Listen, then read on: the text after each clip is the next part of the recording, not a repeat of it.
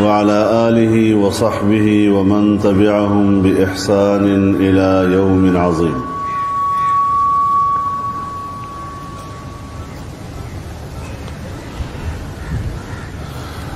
شیخ الجامعہ حضرت مفتی عبدالرحیم صاحب، جامعہ کے اساتذہ کرام اور تمام مسئولین اور طلبہ عزیز،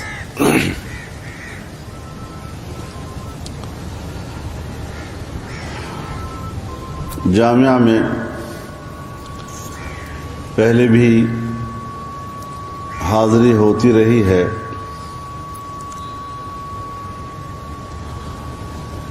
اور جب بھی میں یہاں حاضر ہوا ہوں،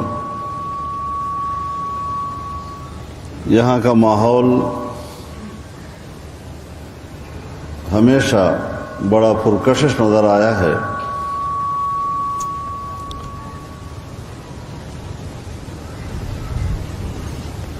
آج پہلی مرتبہ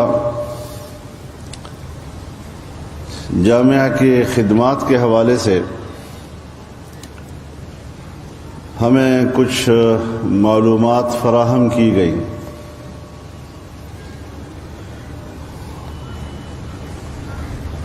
اور جس کی وجہ سے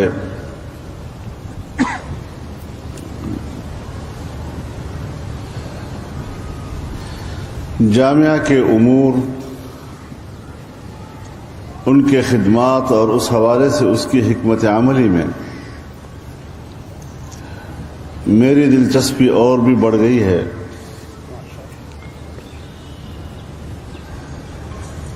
کہ ہم کس طرح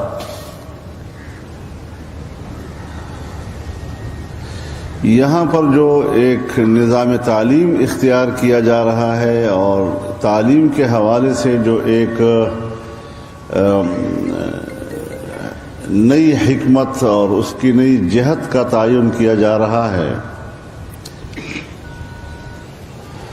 اس حوالے سے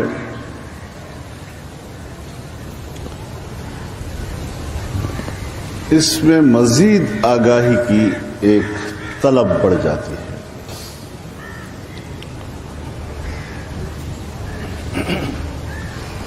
حضرت مفتی صاحب سے ملاقاتیں رہی ہیں، رہتی ہیں، اور ان کی جو سوچ ہے اس سے مجھے بہت زیادہ تقویت ملتی ہے ہمیشہ۔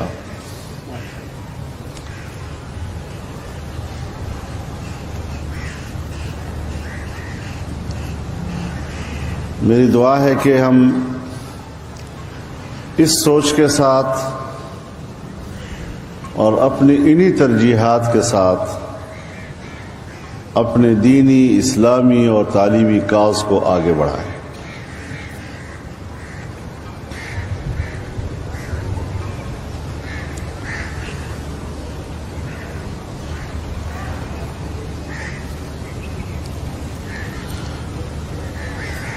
تعلیم کے لیے بنیادی چیز وہ ماحول ہے کہ جس ماحول میں تعلیم حاصل کی جا سکتی ہے۔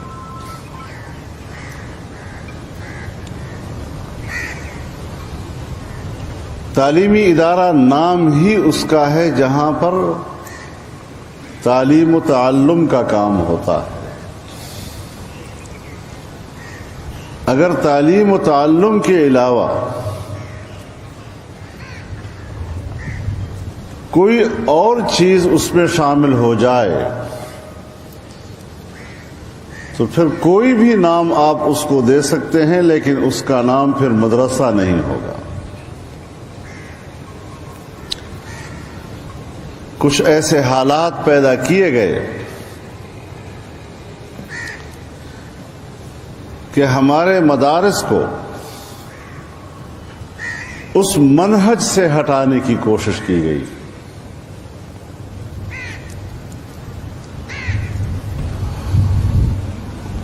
اور یقیناً ایک طرف اپنے ماحول کو قابو رکھنا کہ ہمارا اپنا ماحول اپنے تعلیمی ماحول پہ قناعت کر سکے اور اس کی تمام توانائیاں حصول علم کی طرف متوجہ ہوں اور اسی میں صرف ہوں.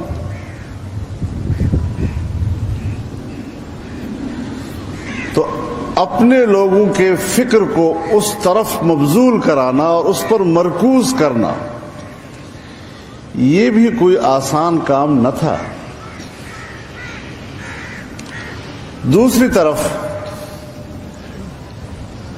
جو قوتیں چاہے عالمی سطح پر ہوں چاہے داخلی سطح پہ ہوں مدارس کے کردار کو ختم کرنا چاہتی تھی یا اس کو کم از کم کرنا چاہتی تھی ان کے عزائم کو پسپا کرنا یہ بھی کوئی آسان کام نہیں تھا. دونوں اطراف پر ہمیں اس پر کام کرنا پڑا اور اس کے لیے مدارس کو اعتماد میں لینا پڑا, مدارس کے ماحول کو اعتماد میں لینا پڑا, طلباء کے ماحول کو اعتماد میں لینا پڑا, جو یقیناً ایک بڑا دشوار گزار ایک مرحلہ تھا جس کو ہم نے عبور کیا اور ابھی تک ہم عبور کر رہے. صرف اس بنیاد پر کہ تعلیم بہرحال ایک ماحول چاہتا ہے اور وہی ماحول جس کو تعلیمی ماحول کہا جا سکے. میرا جو ذاتی سوچ ہے ان تمام حالات میں مختلف مسائل مشکلات جو ہمارا سیاسی ماحول ہے پارلیمانی ماحول ہے ایک طرف میرا ذہن جا رہا ہے اور میں اس لیے یہ بات کہنا چاہتا ہوں کہ اس حوالے سے مجھے رہنمائی مل سکتی ہے. دینی مدارس میں پڑھنے والے اور پڑھانے والے اسلامی علوم کے حامل ہوتے ہیں, اسلامی نظریے کے حامل ہوتے ہیں اور ہر شخص کا یہ یقین ہوتا ہے اور پورے اعتماد کے ساتھ ان کا یہ دعویٰ ہوتا ہے کہ اس ملک میں شریعت کا قانون ہونا چاہیے. اب شریعت کا قانون محض پڑھنے پڑھانے سے نہیں آتا.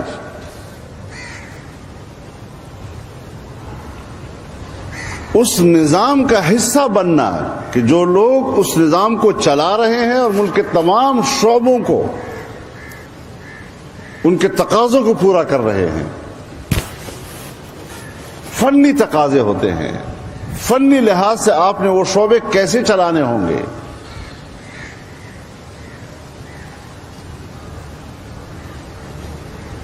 اب ظاہر ہے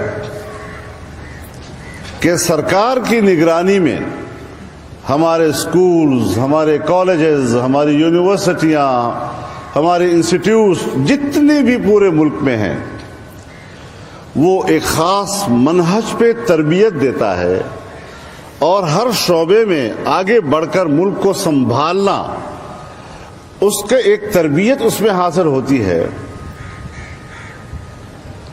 جب میں دعویٰ کرتا ہوں کہ میں نے ملک کو چلانا ہے, میں نے قرآن و سنت کی بنیاد پر اس ملک کو چلانا ہے, میں نے ان اصولوں کو سامنے رکھ کر ملک کے تمام شعبوں کو سنبھالنا ہے, کیا میری تعلیم اور میری تربیت اس حوالے سے ہے کہ میں اس ذمہ داریوں کو سنبھال سکوں کل؟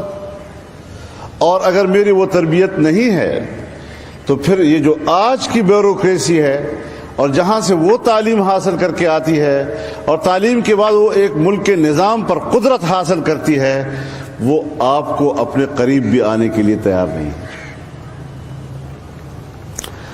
اگر ہماری اپنی تیاری بھی اس نہج پہ نہیں اور جو لوگ اس نہج پر تیار ہیں وہ آپ کو وہاں آنے ہی نہیں دے رہے تو پھر اسلام کی ایک خواہش تو رہ جاتی ہے, لیکن اس کو عملی شکل دینا اور اس کے لیے خود ایک توانا افرادی قوت مہیا کرنا یہ شاید ہمارے پاس نہ ہو.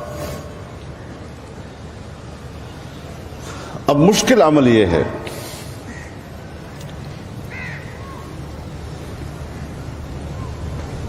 کہ ہمارا اپنا جو اپنے اکابر و اسلاف سے ہمیں ایک منہج ملا ہے، اس کو برقرار رکھتے ہوئے عصری علوم کے ساتھ اس کا امتزاج کیسے ہو۔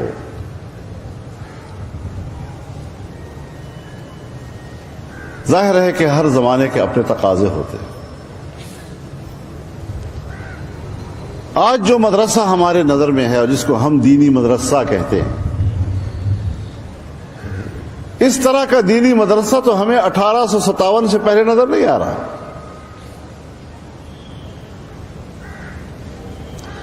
اس طرح کا دینی مدرسہ تو ہمیں بر صغیر سے باہر بھی نظر نہیں آتا۔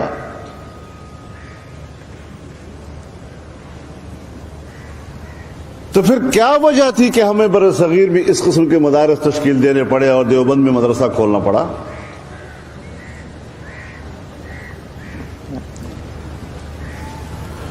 یہ اس وقت کی ایک ضرورت تھی، ورنہ آج ہماری قوم میں، ہماری نئی نسل میں، بلکہ نسلوں میں قرآن و سنت نام کی کوئی چیز نہ ہوتی۔ آج ہماری مثال غرناطہ اور اندلس کی ہوتی، اور دنیا میں بہت سے نظائر ہیں اس کے کہ جہاں مسلمان تو کہلاتے ہیں لیکن لفظ اسلام سے گھبراتے ہیں، اپنے دین سے انس تک ختم ہو چکا ہے۔ ایک وحشت ہے اس حوالے سے، کیوں ہے آخر؟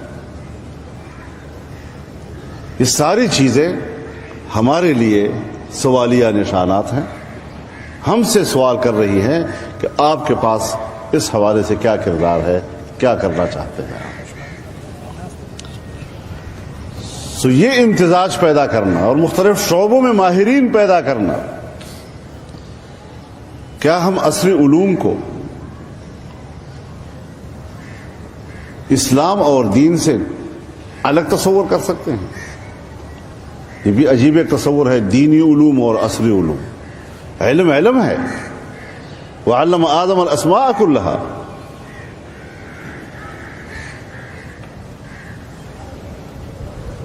تو اللہ تعالیٰ نے تو اگر انسان کو بحیثیت خلیفہ دنیا میں بھیجا ہے اور اس کو مقام و منصب خلافت عطا کی ہے،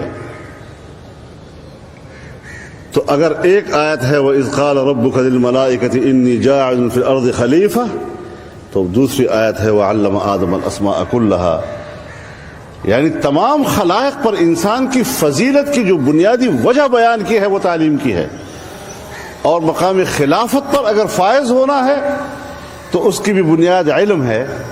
سو آپ دنیا میں دیکھیں کہ آپ تمام انسانی ضرورتوں کو پورا کرنے کے لیے اپنے اندر مہارت پیدا کرنا اور علم پیدا کرنا، تو آپ دین کے علوم حاصل کر کے اتنے بڑے نیک اور پارسا بن جائیں گے کہ آپ کا مرتبہ و مقام ملائکہ سے بھی بلند ہو جائے گا، لیکن ملائکہ سے 1000 آپ کا درجہ بلند ہو تب ملائکہ کے لیے خلافت تو نہیں ہے،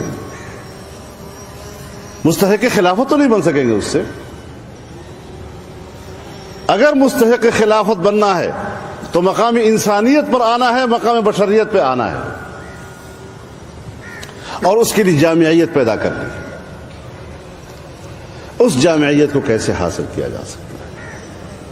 ابھی چند روز پہلے بھی اسلام آباد میں حکومتی ذمہ داران سے ہماری بات ہو رہی تھی، اور ان کے وہ کچھ فارمولوں پہ بات کر رہے تھے کہ اگر یوں ہو جائے اور اگر یوں ہو جائے اور اگر اس طرح کر لیں اور یہ اس طرح ہو جائے اور اس طرح ہو جائے۔ تو میں نے ان سے کہا دیکھو، آپ ہمیں یہ ضرورت اور اس ضرورت کو تسلیم کرانے پہ توانائی صرف نہ کریں، ہم خود جانتے ہیں کہ کیا ضرورتیں ہیں، ہم ان ضرورتوں کو تسلیم کرتے ہیں،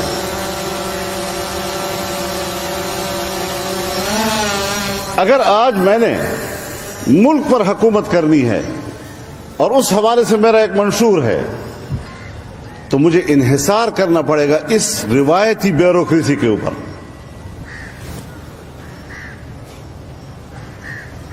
اسی کے ساتھ ہم نے اپنے آپ کو ایڈجسٹ کرنا ہوگا.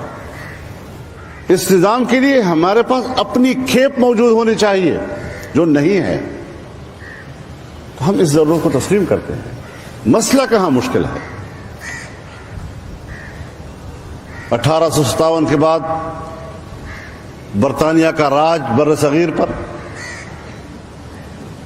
علی گڑھ کالج کا نصاب جس سے کہ قرآن و سنت اور اس سے متعلقہ ہر مضمون کو نکال دیا گیا تاکہ اگلے 2-3 نسلوں کے بعد یہاں پر خود اتنا تو سمجھ سکے کہ میں مسلمان ہوں، لیکن اس کے علاوہ اس کے پاس اور کچھ نہ. اس کے رد عمل میں مدرسہ قائم ہوا.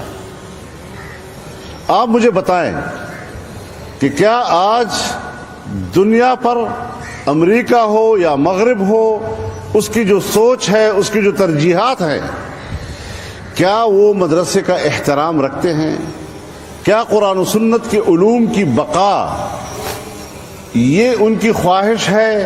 ہم سمجھتے ہیں کہ نہیں ہے. اس کا خاتمہ چاہتے ہیں.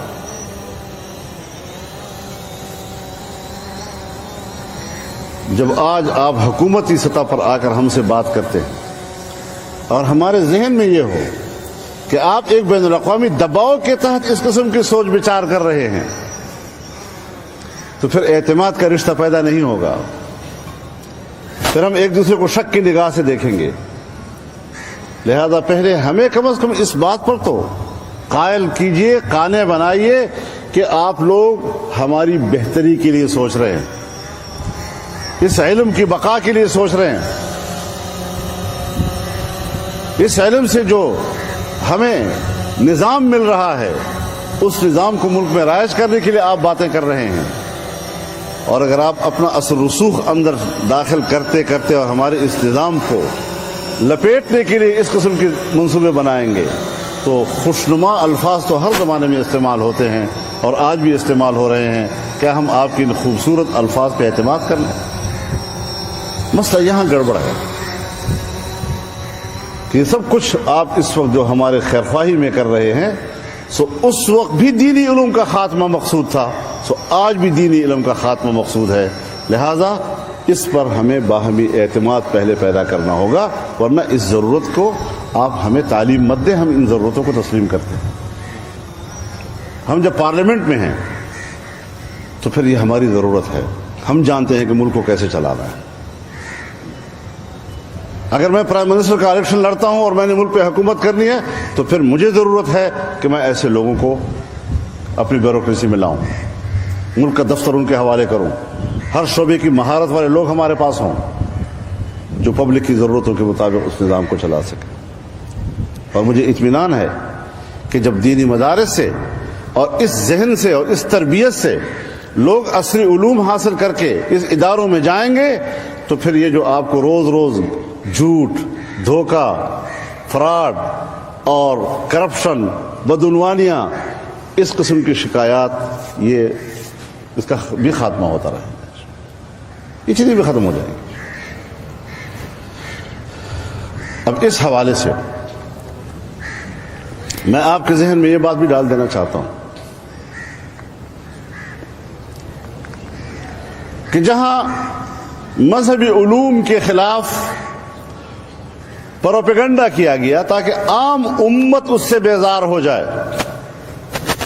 عام امت کا آپ سے فاصلہ پیدا کرنے کے لیے آپ کے علوم کو انتہا پسندی کا سبب قرار دیا گیا، شدت پسندی کا سبب قرار دیا گیا،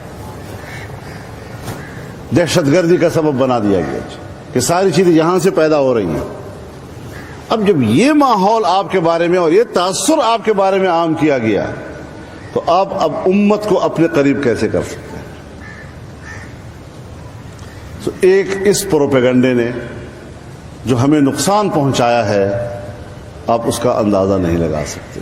اور کس طرح پھر ہمیں دنیا کو یہ باور کرانا پڑا کہ نہیں، یہ پرامن ادارے ہیں، یہ اعتدال کے ادارے ہیں، اعتدال نام ہے کمال کا، اعتدال نہ ہو تو پھر یا افراط ہے یا تفریط ہے۔ اور کس طرح ہمیں دنیا کو سمجھانا پڑا، اور سیاسی محاذ پر ایک ایسا کردار ادا کرنا پڑا ہمیں کہ اس کردار کے نتیجے میں ہم پر اپنے لوگوں نے بھی تنقیدیں کرنا شروع کر دی۔ ان کو بھی سمجھ میں نہیں آ رہا تھا کہ ہم کیا کر رہے ہیں۔ اور دوسری خطرناک چیز جو ہوئی میں آپ کو بتانا چاہتا ہوں، دوسری خطرناک حکمت عملی یہ چلائی انہوں نے کہ ہمارے دینی مدارس کے ماحول میں اور مذہبی ماحول میں اشتعال پیدا کیا جائے۔ چونکہ سن 80 کے بعد جہاد افغانستان کے زمانوں سے جہاد کا ایک ماحول متعارف کرایا گیا، ہمارے نوجوانوں کو اس میدان کی طرف بھیجا گیا، ایک ذہن تو بنا۔ اب ان کو پتا تھا کہ ایک مواد اس حلقے میں موجود ہے، لہذا اس طبقے کو اسلام اور مذہب کے نام پر اشتعال دلا دو، ایسا اشتعال کہ وہ اسلحے کی طرف جائیں اور اپنی ریاست سے تصادم اختیار کر لیں۔ لہذا اس قوت کو اپنے اپنے ملکوں میں ریاستی طاقت کے ساتھ ملیمیٹ کر دیں، اور ریاستی طاقتیں پوری اسلامی دنیا میں متوجہ ہو گئیں کہ اگر اس قسم کے عناصر نے سر اٹھایا تو ریاستی قوت کے ساتھ ان کو قلعہ کر دیا جائے۔ یہ مسئلہ بھی ہمارے سامنے رہا۔ آج پوری دنیا کی جو ہم سے سب سے بڑی شکایت ہے وہ یہی ہے کہ ان لوگوں نے اپنے حلقے کو اشتعال سے کیوں دور رکھا۔ اس جمعیت علماء اسلام نے مدرسے اور مذہبی دنیا کو اور اپنے نوجوان کو اشتعال سے کیوں دور رکھا؟ ہم تو اس کو ریاستی طاقت کے ذریعے ملیمیٹ کرنا چاہتے تھے۔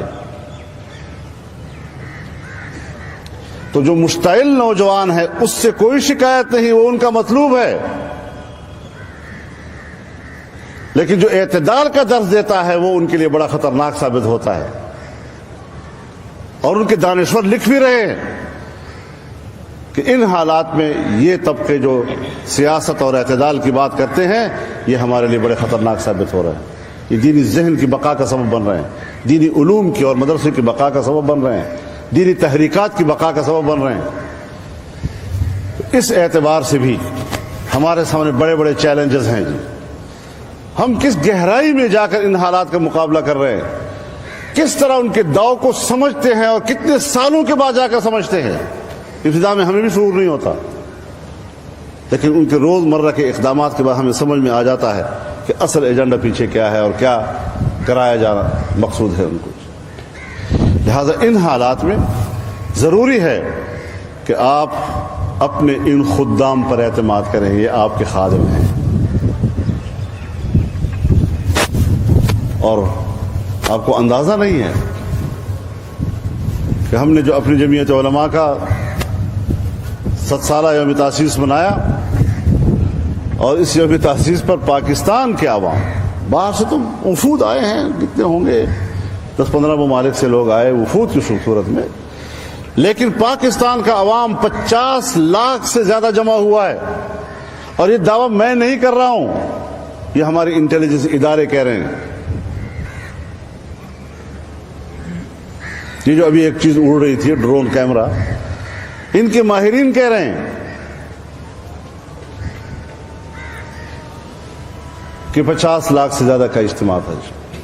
اب آپ بتائیں کہ اگر جمعیت علماء پر مشتمل مذہبی طبقہ، مدارس اور صوفیاء ایک سٹیج پر ہوں، پوری دنیا یہاں موجود ہو، اور ایک عوامی طاقت کا مظاہرہ کرے، اس کے جو پیغامات جاتے ہیں یہ ان پر کتنا منفی تاثر دے رہے ہیں ان کو۔ لیکن ہم نے کام کرنا ایسا کام کہ جس پر وہ کوئی قانون کے لحاظ سے اعتراض نہ کر سکے۔ ہم نے اپنے دین کی بقا کی جنگ لڑنی ہے۔ میں دوستوں سے کہتا ہوں کہ وقت ہوتے ہیں، کبھی ہم غلبی کی جنگ لڑتے ہیں تو کبھی ہمیں بقا کی جنگ لڑنی پڑتی ہے۔ انتہائی مشکل حالات سے ہم گزر رہے ہیں۔ حضرت مولانا مناظر حسن گیلانی صاحب رحمۃ اللہ علیہ کی میں کتاب پڑھ رہا تھا، انہوں نے امام ابو حنیفہ رحمہ اللہ پر کتاب لکھی ہے تو اس وقت کے جو سیاسی حالات تھے اس کا ذکر کیا ہے. امام ابو حنیفہ رحمہ اللہ کی سیاسی زندگی اس عنوان پر کتاب ہے. اور امام ابو حنیفہ کی زندگی میں جتنے حکمران آئے تمام حکومتوں کے انہوں نے نقشے کھینچے ہیں اور اس کی زندگی پر اثر انداز ہونے والے تمام مراحل کا اس میں ذکر کیا ہے. اور کہتے ہیں 25 سالہ مطالعے کے بعد میں نے یہ کتاب لکھی ہے. وہ خود فرما رہے ہیں کہ امام ابو حنیفہ نے اپنے حکمرانوں کے خلاف ان کی رائے ضرور تھی لیکن اپنے علماء کو روکے رکھا کہ شدت میں نہیں آنا، طیش میں نہیں آنا، ابھی تصادم کا وقت نہیں آیا. اور اس تعطل میں انہوں نے اپنی فقہ کو مکمل کرنے کی کوشش کی اور اس تعطل میں 14 سال لگ گئے ان کو. تو ہر زمانے میں مشکلات آتی ہیں، ان مشکلات کے ساتھ کیسے مقابلہ کریں گے؟ کیا ہم نے اپنا عقیدہ چھوڑ دیا ہے؟ کیا ہم نے اپنا مسلک چھوڑ دیا ہے؟ کیا ہم نے اپنے اکابر کی امانت جو ہے وہ گندوں سے اٹھا کر پھینک دی ہے؟ نہیں، ہم اس کے تحفظ کے لیے سب کچھ کرنا چاہتے ہیں کہ اگلی نسلوں کو کس طرح منتقل کریں. اور آج کے زمانے میں جب ہم ملک کی سیاست میں اتنا آگے جا چکے تو ہمیں اس ملک کے نظام میں اپنے ذہن کے لوگوں کی ضرورت ہوگی. وہ ہم کیسے پیدا کریں؟ اس ذہن میں سوالات ہیں.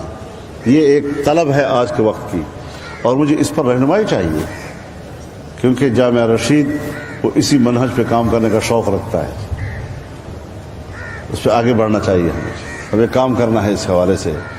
تو یہ مختصر مجلس ہے، مختصر مجلس میں کچھ ذرا اپنے لوگوں کے ساتھ ذرا کھلی ڈلی باتیں بھی آدمی کر لیتا ہے. تو اس وقت سے میں نے فائدہ اٹھایا ہے اور کچھ گزارشات اور اپنے دل کی بات آپ تمام دوستوں کے سامنے، بھائیوں کے سامنے رکھی ہے.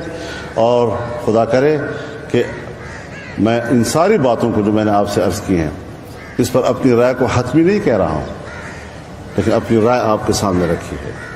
مجھے اس میں مزید رہنمائی بھی چاہیے ہوگی، مجھے اپنے دوستوں کی رہنمائی چاہیے. مولانا اور ہم جب ملتے ہیں تو یہی چیزیں ہم ڈسکس کرتے ہیں اور مجھے خوشی ہوتی ہے کہ بڑا ایک ذہنی موافقت ایک دوسرے کے ساتھ پائی جاتی ہے اور اس سے مجھے تقویت ملتی ہے، اس سے ہم آگے بڑھتے ہیں.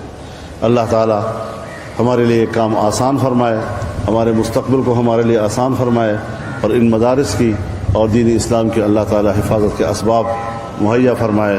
وآخر دعوانا ان الحمد للہ رب العالمین. دعا کر رہا ہوں. فرمائیے.